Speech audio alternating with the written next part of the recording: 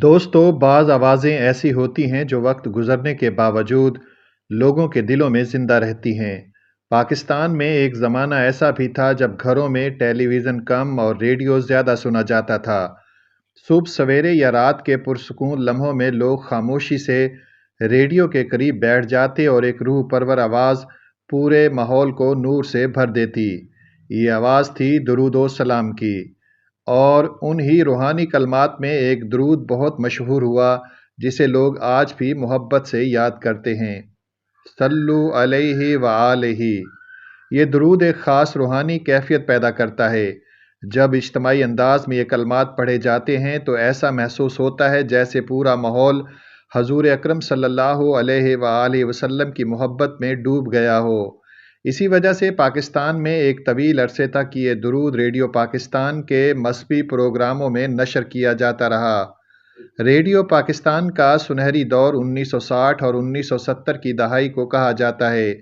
اس زمانے میں ریڈیو صرف ایک آلہ نہیں بلکہ لوگوں کی زندگی کا اہم حصہ تھا۔ گھروں، دکانوں اور چائے خانوں میں ریڈیو بج رہا ہوتا تھا۔ مذہبی پروگراموں کا بھی بڑا اہتمام کیا جاتا تھا۔ فجر کے وقت تلاوت قرآن، نعتیہ کلام اور درود و سلام نشر ہوتے تھے جنہیں لاکھوں لوگ عقیدت کے ساتھ سنتے تھے۔ انہی پروگراموں میں اجتماعی انداز میں پڑھا جانے والا درود صلو علیہ وآلہ بھی شامل تھا۔ اس درود کی خاص بات یہ تھی کہ اسے ایک شخص نہیں بلکہ ایک گروپ مل کر پڑھتا تھا۔ کئی آوازیں جب ایک ساتھ درود پڑھتی تھی تو ایک عجیب روحانی تاثر پیدا ہوتا تھا۔ سننے والے خاموشی سے بیٹھ کر دل ہی دل میں درود پڑھنے لگتے تھے۔ بہت سے بزرگ آج بھی یاد کرتے ہیں کہ جب ریڈیو پاکستان سے یہ درود نشر ہوتا تھا تو گھروں کا ماحول بدل جاتا تھا۔ بعض لوگ کام روک کر درود سنتے اور بعض کی آنکھوں میں محبت رسول صلی اللہ علیہ وآلہ وسلم کے جذبات سے آنسو آ جاتے تھے۔ اس دور میں میڈیا کے ذرائع کم تھے لیکن جو بھی نشر ہوتا تھا اس میں خاص وقار اور روحانیت ہوتی تھی۔ وقت گزرتا گیا اور پھر ٹیلی ویژن کا دور آیا۔ جب پاکستان ٹیلی ویژن نے مذہبی پروگرام نشر کرنا شروع کیے تو اس طرح کے درود و سلام کی نعتیہ پروگراموں میں بھی پیش کیا جانے لگا۔ ٹی وی پر اکثر سفید لباس پہنے نعت خواں ایک ساتھ بیٹھ کر درود پڑھتے تھے۔ یہ مناظر دیکھ کر ناظرین کے دلوں میں بھی محبت اور عقیدت کی کیفیت پیدا ہو جاتی تھی۔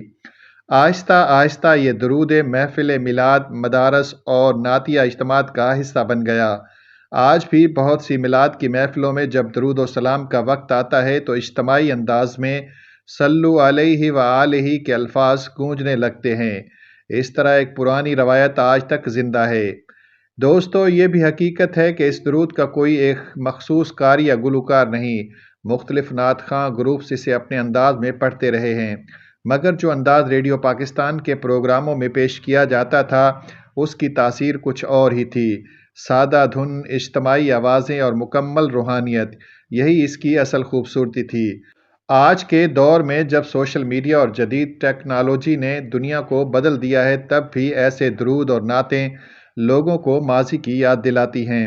بہت سے لوگ جب صلو علیہ وآلہ سنتے ہیں تو انہیں اپنے بچپن کا زمانہ یاد آ جاتا ہے جب گھر کے کسی کونے میں رکھا ریڈیو خاموشی سے بج رہا ہوتا ہے اور پورا گھر درود و سلام کے خوشبو سے مہک اٹھتا ہے۔ حقیقت یہ ہے کہ حضور اکرم صلی اللہ علیہ وآلہ وسلم سے محبت ہر مسلمان کے ایمان کا حصہ ہے۔